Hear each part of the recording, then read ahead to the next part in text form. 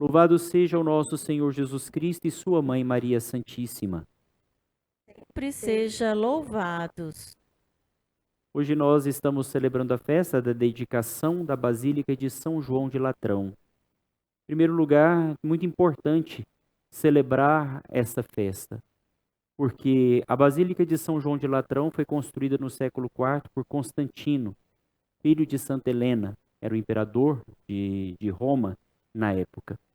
E essa foi a primeira igreja construída em Roma. Uma igreja feita dos materiais físicos que nós temos, feitas de pedra, argamassa e tudo aquilo que é necessário para uma construção. Mas, na verdade, não é simplesmente uma honra para um edifício feito de pedras, mas uma lembrança de que toda a igreja dedicada é sinal da vida de cada um de nós que somos templos de Deus, porque nós fazemos parte da igreja. Nós formamos um templo, um edifício espiritual, como diz São Paulo, que forma o corpo de Cristo, que forma esse edifício, essa casa onde Deus habita. É muito interessante, né? Porque a Basílica de São João de Latrão é uma basílica chamada lateranense e ela é dedicada aos dois grandes santos, né, que nós temos, São João Evangelista e São João Batista. Inclusive, nessa basílica possui ali a relíquia desses dois grandes santos. No baldaquino, acima do altar, nós temos então ali a relíquia com a cabeça, né, o crânio desses dois grandes santos, né, São João Batista e São João Evangelista. E lá nós temos então a sede da Igreja de Roma. Nós sabemos que o Papa ele preside a cidade de Roma como bispo de Roma e ele preside o mundo como o Papa, como o bispo que preside todo o universo, né?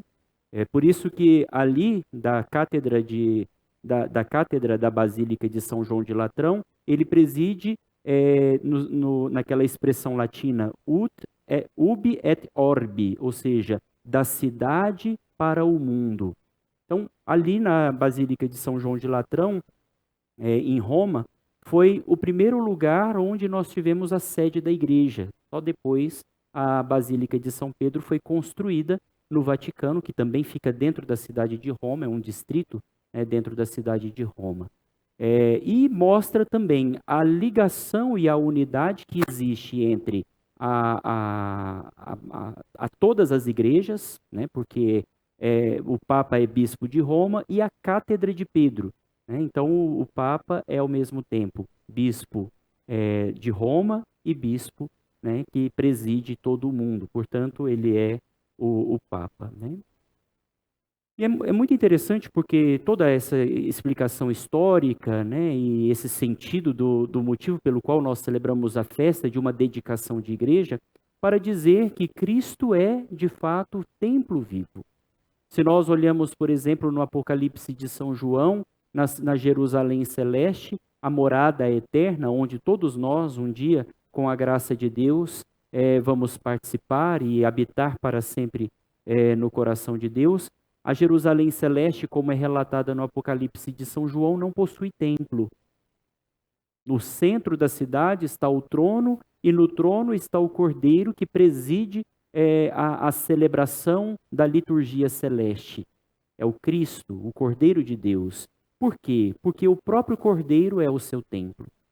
Nós não precisamos de templo se nós estamos em Deus. Mas enquanto caminhamos na terra, os nossos templos construídos de tijolo, argamassa, pedra, e que forma de fato um edifício, uma construção nesse mundo, é um sinal da nossa vida que está sendo construída para fazermos parte deste templo que é o próprio Cristo.